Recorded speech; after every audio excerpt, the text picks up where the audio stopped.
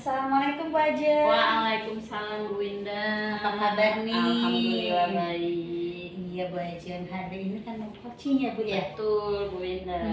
Gini, sebelum Ibu melaksanakan proses coaching, nah ada beberapa hal yang ingin saya sampaikan, yang ingin saya tanyakan. Tapi sebelumnya saya ingin menyampaikan tentang rubrik penilaian. Baik. Jadi pada saat nanti Bu Ajeng coaching, saya akan menilai Ibu dengan coach Ibu sebagai coachnya, dan dengan coachingnya sesuai dengan perannya masing-masing. Baik. Kemudian apakah proses coachingnya sesuai dengan alur tirta atau bagaimana. Kemudian dan jangan lupa pada saat melaksanakan alur tirta nanti gunakanlah prinsip-prinsip coachingnya ya, dengan melaksanakan kemitraan, kemudian ada proses kreatifnya, kemudian harus bisa juga memaksimalkan potensi.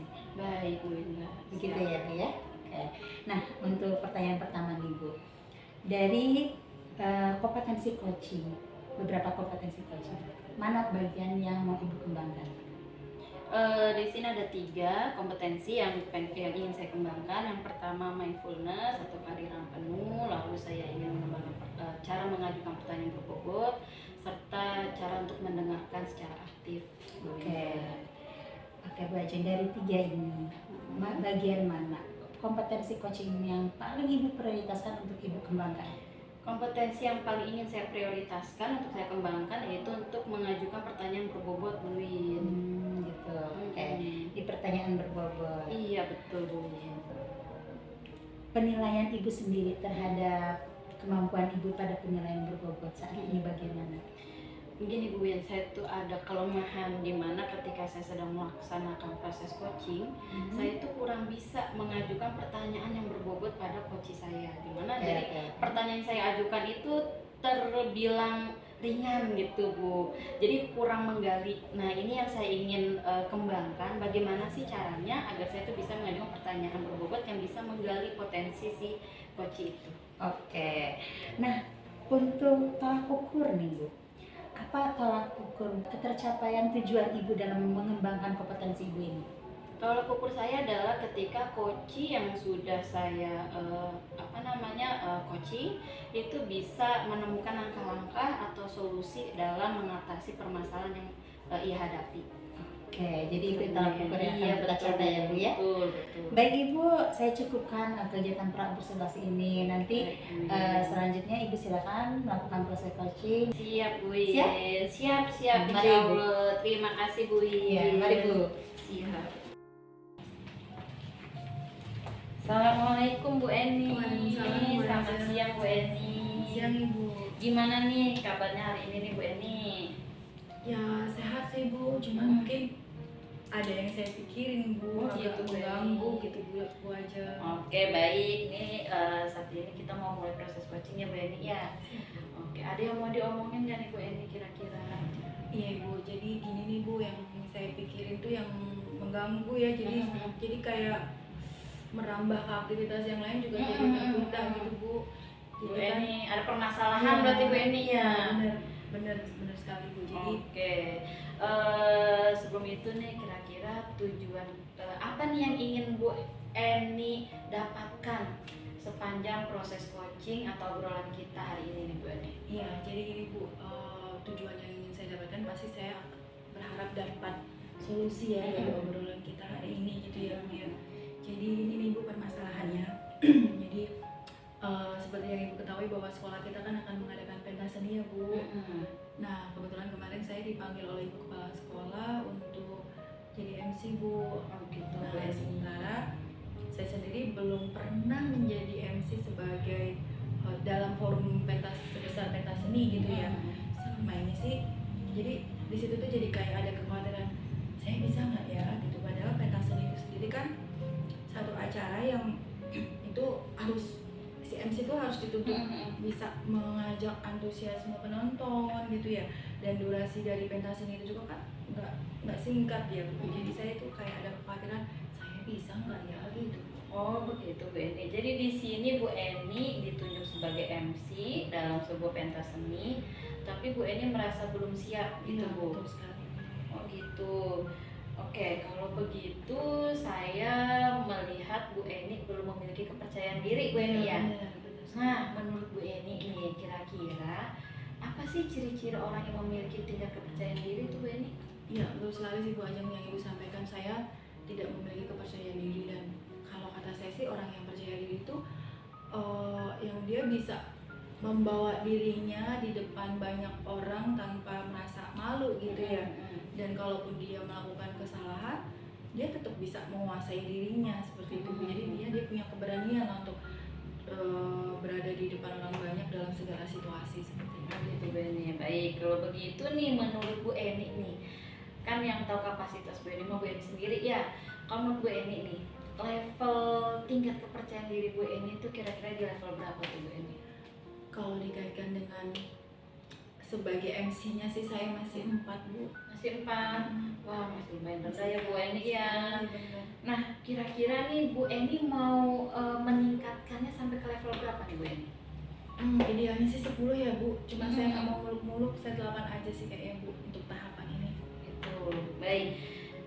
Menurut Bu Eni nih, apa sih yang membuat Bu Eni itu tidak percaya diri selama ini? Yang pertama, tadi Bu ada kekhawatiran ya dalam diri saya kalau saya nanti melakukan kesalahan, apa nih yang bisa saya lakukan gitu. Jangan-jangan acaranya bisa kacau balau, tidak berjalan lancar, nanti orang akan ngeliatin saya, jadi semakin down gitu Bu rasanya. Jadi nggak bisa, akhirnya kan jadi nggak bisa melaksanakan tugas dengan baik ya. Padahal saya harus membawa nama baik sekolah seperti itu. Sebelum pentas seni ini, apakah Bu Eni pernah menjadi MC dalam kegiatan lain? Misalkan dalam skala kecil dulu lah Bu Eni. Seingat saya sih pernah ya Bu Ajeng ya. Cuman memang benar sih Bu, skalanya kecil dan itu momennya mungkin agak-agak resmi gitu ya. Itu pada saat rapat orang tua Bu, rapat dengan orang tua. Jadi emang hanya skala dalam kelas aja ya. Oh, lingkupnya kecil ya, jadi Bu Eni masih lebih pede gitu ya Bu Eni. Baik, nah pada saat mau mempersiapkan acara itu Bu Eni, apa yang Bu Eni persiapkan? Yang saya persiapkan sebenarnya sih Bu Ajeng kalau boleh cerita ya, pada saat saya jadi MC pertama kali itu pun meskipun skupnya kecil, sebenarnya saya juga merasakan hal yang sama dengan yang saya rasakan saat ini gitu. Ada rasa nggak percaya dirinya juga gitu kan. Cuman pada waktu itu saya berusaha untuk berkoordinasi dengan ibu kepala sekolah, kebetulan beliau yang memimpin rapat. Kemudian saya berkoordinasi juga dengan tim yang menyusun acara, sehingga saya tahu tuh apa yang akan disampaikan dalam momen rapat tersebut. Nah dari situ saya berupaya untuk membuat ini nih Bu, kayak skrip ya, skenario MC gitu Bu. Itu yang saya lakukan, dan dari skenario itu saya berlatih. Oh gitu. Nah Bu Eni kan sudah melakukan tahapan koordinasi baik dengan kepala sekolah, dengan rekan sejawat, bahkan Bu Eni juga membuat skrip ya Bu Eni ya. Nah menurut Bu Eni tuh berhasil nggak tuh Bu Eni? Ya kalau kata saya cukup berhasil ya Bu ya. Sebagai pengalaman pertama sih kata saya berhasil sih Bu. Oke, selanjutnya nih Bu Eni nih, apa sih rencana yang akan Bu Eni lakukan nih untuk meningkatkan kepercayaan diri Bu Eni nih? Apa kira-kira? Sebelumnya mungkin terima kasih dulu kali ya Bu Ajeng. Jadi Bu Ajeng dari obrolan ini kayak saya diingatkan kembali ya dengan satu situasi yang mungkin bisa saya gunakan untuk mengatasi situasi saya yang sekarang, meskipun mungkin nggak sama persis gitu ya Bu ya. Jadi mungkin saya akan gunakan hal yang sama gitu ya, berkoordinasi dengan orang-orang yang terlibat dalam kegiatan pentas seni. Kemudian saya pastinya akan menyusun skrip kembali, kemudian berlatih seperti itu Bu. Oh ya mungkin ada satu lagi nih Bu, kan sekarang kan media sosial itu udah bertebaran di mana-mana ya. Mungkin saya bisa belajar dari para MC senior yang mereka sudah pernah melakukannya di acara-acara besar, dan saya bisa belajar dari YouTube mungkin seperti itu ya. Baik, bagus sekali nih Bu Eni sudah punya rencana nih untuk kedepannya. Nah, di kita mah untuk bukan artinya takabur ya Bu ya, cuma kita mencoba untuk membuat antisipasi ini. Sekiranya rencana yang akan Ibu lakukan mengalami hambatan atau kendala, apa yang akan Ibu lakukan untuk mengatasi kendala tersebut? Iya benar banget ya Bu. Jadi karena itu kan pasti skripnya juga tidak sesimpel dari skrip yang dulu saya buat ya Bu, karena kan durasinya panjang, jadi pasti membutuhkan waktu. Jadi mungkin kendala yang mungkin saya hadapi itu lebih ke bagaimana manajemen waktu ya Bu, dan tadi mengelola kepercayaan diri. Jadi saya akan coba buat timeline ya Bu, timeline untuk menuju hari H pementasan itu. Jadi kapan saya bisa bikin skrip, saya bisa bikin latihan atau berkoordinasi dengan teman-teman yang terlibat seperti tadi gitu, buat timeline itu. Berarti Bu Eni udah punya antisipasinya juga ya Bu Eni ya. Nah kira-kira nih Bu Eni ini, menurut Bu Eni, untuk bisa melancarkan rencana Bu Eni butuh dukungan dari siapa? Pasti ya Bu ya, pasti butuh dukungan dari kepala sekolah pasti tentunya.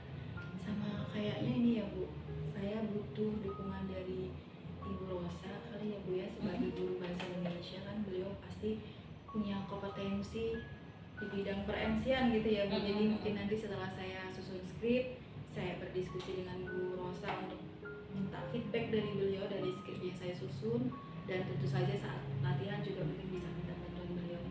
Baik, kita kembali lagi ya Bu Eni ya, kita ke permasalahan awal, masalah pensi nih Bu Eni. Kan tinggal sebulan lagi nih Bu Eni nih MC mau dilaksanakan nih.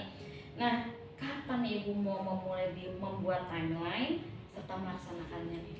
Ya, sesegera mungkin ya Bu, mungkin dari hari ini atau besok saya bisa langsung buat timeline, dan biar ada durasi yang cukup untuk saya berlatih ya. Jadi mulai besok saya akan buat timelinenya, dan pasti akan diawali dengan bagaimana menyusun skripsi.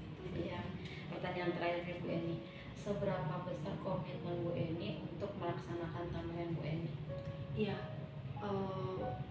saya sih merasa karena sudah dipercaya oleh Ibu Kepala Sekolah untuk mendapatkan tanggung jawab ini ya Bu, jadi saya harus berkomitmen untuk bisa melaksanakan dengan baik, dan biar bisa juga mereka membawa sekolah ini juga bisa kegiatannya berjalan lancar. Jadi saya sih sangat berkomitmen untuk bisa melaksanakan ini dengan baik sih. Baik, wah saya sangat apresiasi sekali nih antusiasmenya Bu Eni ya, serta komitmennya Bu Eni, semoga lancar sampai hari H. Baik Bu Eni, berhubung proses coaching kita juga udah selesai, saya ada kesibukan lain, saya akhiri saja sampai di sini ya Bu Eni ya. Terima kasih banyak ya Bu Ajeng sudah Sama-sama, membuka Bu pikiran Eni. saya hari ini. Siap, semoga bisa membantu ya Bu Eni ya. Terima kasih banyak. Baik, saya undur diri dulu Bu Eni. Terima kasih banyak. Assalamualaikum Waalaikumsalam. Hai Bu Ajeng. Hai Bu Winda. Gimana nih? Lancar coachingnya? Alhamdulillah lancar Bu Win, cuma tadi sempet deg-degan. Oke Bu Ajeng.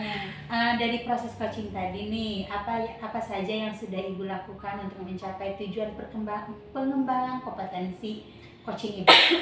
Tadi yang sudah saya lakukan selama proses coaching Bu Win, saya coba untuk menerapkan metode alur Tirta. Selain itu juga saya coba menerapkan prinsip-prinsip dalam coaching itu sendiri Bu Win. Oke, ya tadi saya sempat mengikuti ya proses coaching Ibu ini, dan betul dari catatan saya kalau Ibu sudah menggunakan alur Tirta dengan benar, ada tujuannya, identifikasi, rencana aksi, dan juga tanggung jawabnya. Kemudian di alur Tirta ini ternyata Ibu juga sudah menerapkan prinsip coachingnya loh Bu. Nah di kompetensi yang paling Ibu ingin kembangkan yaitu pada pertanyaan berbobot, mengajukan pertanyaan berbobot tadi sudah terlihat. Alhamdulillah kalau begitu Bu. Karena Ibu bisa diawali dengan mengambil kata kunci dari coachingnya, Ibu dari situ bisa mengembangkan pertanyaan-pertanyaan yang menurut saya itu berbobot sehingga memberdayakan potensi si coaching ini. Salut saya Ibu. Alhamdulillah, terima kasih Bu. Dari pertanyaan berbobot tersebut di catatan saya itu sudah pada tujuan terakhir yang tolak ukur keberhasilannya. Nah Ibu sudah mencapai membuat coaching ini menemukan solusinya sendiri dengan pertanyaan-pertanyaan Ibu itu. Nah ada satu pertanyaan terakhir nih, selain dari kompetensi mengajukan pertanyaan berbobot yang ingin Ibu kembangkan tadi, dari coaching kita kali ini, apa kompetensi yang ingin Ibu kembangkan lagi?